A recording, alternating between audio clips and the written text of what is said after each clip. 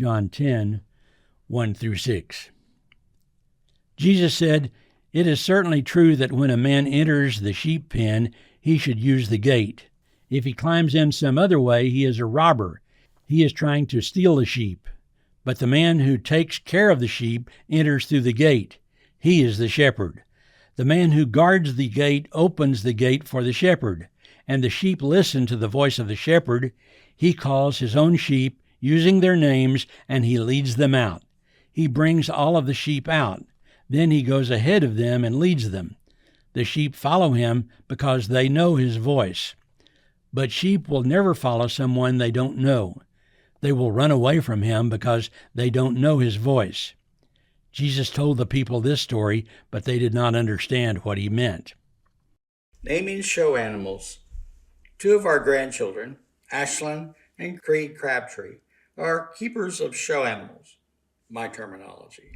Through 4-H and FFA, they live with their mom, my daughter Joanna, and their father, Kyle, in the small town of Junction, Texas, at the intersection of US 83 and Interstate 10.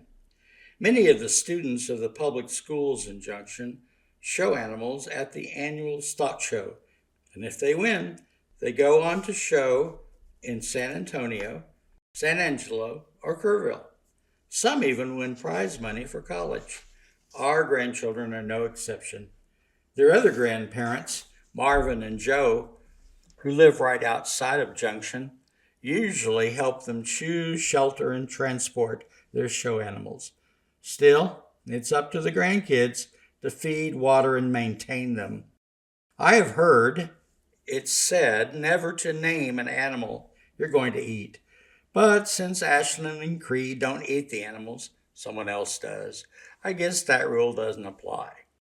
Creed named a pig Bacon once, which reminds me of my usual morning breakfast meat. Ashlyn also came up with some interesting names for goats she likes to show.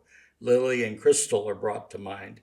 I remember once watching Creed in a mad dash, chasing his pig around and round the show stage, whacking it with a stick that's used for directing the pig, not for hitting it.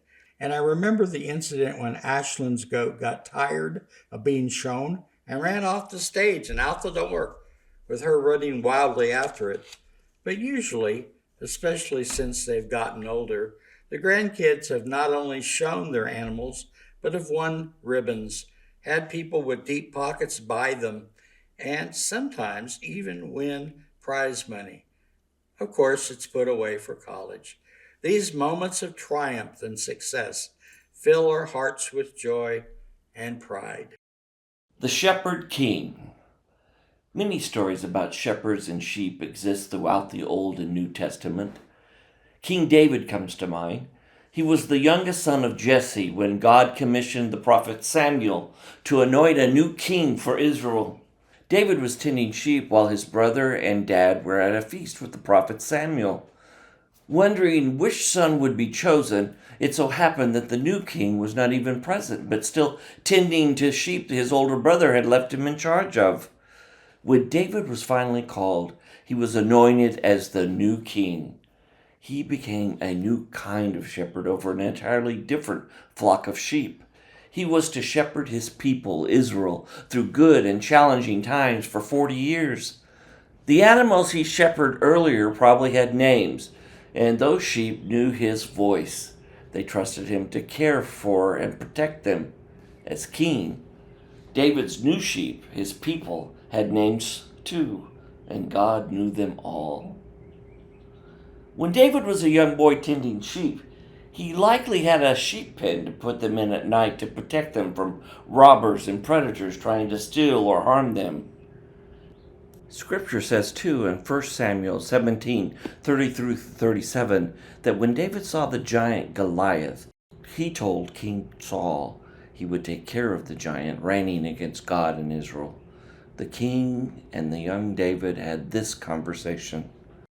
"You can't go out and fight against this Philistine. You're not even a soldier. Goliath has been fighting in wars since he was a boy."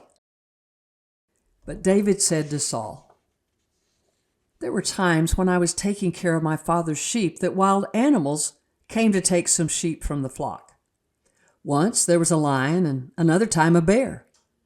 I chased that wild animal, attacked it, and took the sheep from its mouth.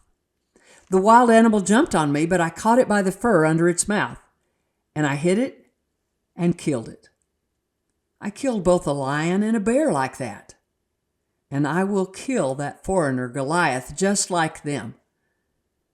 Goliath will die because he made fun of the army of the living God.